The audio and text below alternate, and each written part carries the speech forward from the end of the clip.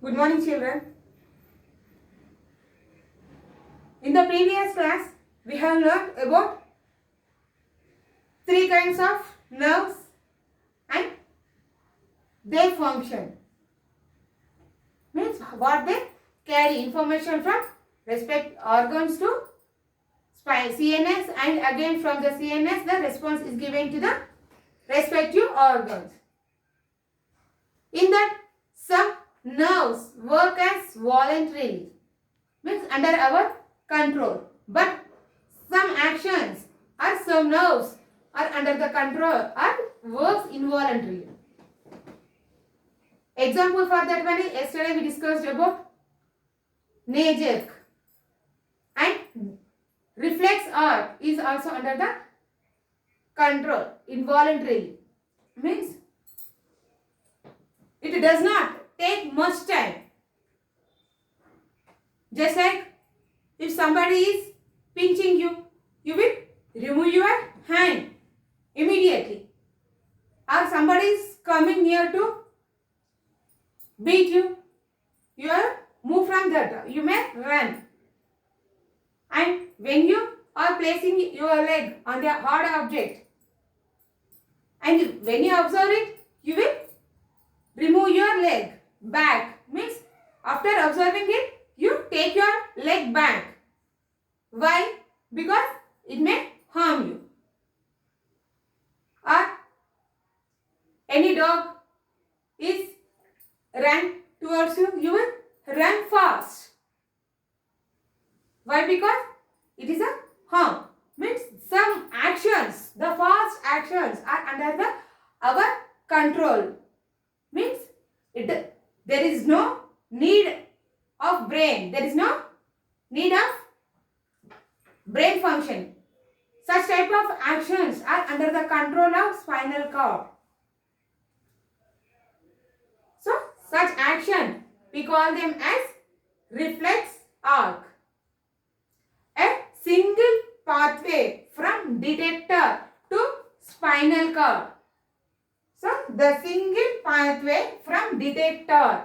Here the detector means from the organ. It is a sensory organ to spinal cord. Here I am mentioning it as spinal cord. Why? Because it is a fast action. So, such type of actions are under the control of spinal cord itself.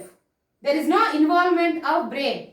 So, you have to mention spinal cord and returning to the effector. Returning the response to the effector. Here the effector is nothing but effector and detector both are same. Means the place where it is affected. We call it as effector. A single pathway from detector to spinal cord and returning the response to again effector is a reflex arc. So let us see that one. So if you see, this is a round structure. You can see this is the spinal cord. Means here the spinal cord, it starts from the neck area to the vertebral column full. So each and every disc is placed one above the other from the dorsal, from our lower back to the neck region. It is a long bone which is placed one above the other. So here these discs are placed one above the other. So if you see, this is the transverse section, we are observing it. If it is present here like a coin, they are placed one above the other.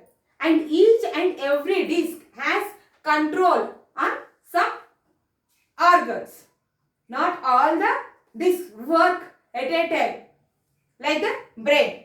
Each and every disc has connected with nerves. Here some disc is, if these are two or three discs are present, the second disc has a control on leg, hands, whereas the next disc control means the disc has, means that nerves are connected to the lower part like legs, but some are connected to the eyes, some are connected to the hands. Okay, so if you see, this is the disc part, this is the middle, the spinal cord region, the center of the spinal cord. This is a nerve. You can see here the circle is placed. The sensory nerve. There is a variation between the sensory nerve and motor nerve. The sensory nerve, you can see the small circular part in the sensory nerve. So from the, it is connected. This nerve is connected to the some detector place or effector. You can say the detector organ. It may be eye, leg or hand, whatever it may be. It is attached to some part. So the stimulus is taken from this effector and given to the spinal cord. So this nerve, this is the head part. So this is the nerve terminals of the nerve. The nerve terminals of one nerve, and this is the associative nerve. There is an associative nerve present in the center of the spinal cord, which takes this information from the sensory nerve and gives response. Means that whatever the spinal cord sends the response is given with the help of the associative nerve. In the middle you can see the associative nerve, which is red color, and you can see here the nerve, which is, that is the motor nerve. The information from the associative nerve is taken to the motor nerve and is given to the effector muscle. Effector muscle, why I have mentioned here effector muscle means, if somebody is pinching, you can't say the nerve will not give direct. Means you can't say take out your hand. The sensation is given to your skin. Skin means the muscles which are attached to the skeleton. Then with the help of these muscles and skeleton only, we are removing our hand.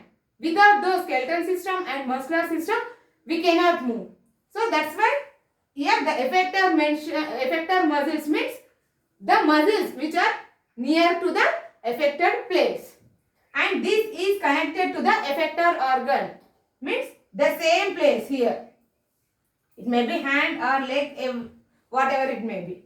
So it is taking the stimulus and giving to the spinal cord, and with the help of associative nerve, the information is transferred from the spinal cord to the motor nerve, to the effector muscle or affected organ. So you can see this is the, see here I am showing two sides. One is towards the left and another is towards the right side of our body. These nerves are connected. Okay? And each and every disc has connected different nerves to different body parts. That you can see in the next class. So this is about the reflex arc. It's an important question for 2 marks and 1 mark. You have to practice the diagram also for this. And don't get confused to the words detector or effector. The terminology is different, but you can easily remember this one. Okay? So next one is about the nervous system. If you go deep into the nervous system, depending upon the voluntary actions and involuntary actions, means some are under our control and some are not under our control. Depending upon those, the nerves are again, the nervous system is again divided into CNS, PNS. Here CNS means central nervous system, whereas the PNS means peripheral nervous system. Okay? So in that we are going with the CNS first. Here the CNS is nothing but central nervous system. Again, the central nervous system is divided into two. That is the brain and spinal cord. Here, whatever the brain is connected to our body with the help of spinal cord itself. The nerves are connected with the spinal cord nerves only. So, we cannot divide, but some voluntary actions are under the control of spinal cord. Means immediate response, which we are giving immediate response, is under the control of spinal cord. Without the functioning of these proper nerves, the brain cannot get the information from the body. Okay? The nerves are all connected to the spinal cord only from the brain. So, first one is the brain. You know, the brain is the main part of our body, like heart, lungs, and it is covered by a bony structure called cranium. Like all other parts, important organs like lungs, heart, kidney, liver, which are covered by the rib cage. You know, the previous lessons we have discussed from the rib cage covers the all important internal organs with the main protective sheath. We call it as rib cage, which helps from the accidents or injuries. Same as here, the brain is also an important organ in the body. So, it is also covered with a bony cavity called cranium. We call it as cranium. This is again divided into, the brain is again divided into 3 layers. Means it is covered with the 3 layers. We call those layers as meninges. And these meninges, means the space between the meninges also filled with a fluid called cerebrospinal fluid, which helps from the injuries. If the cranium has got any accident, injured, so this fluid also, like pericardial fluid, how it works, same as this meninges,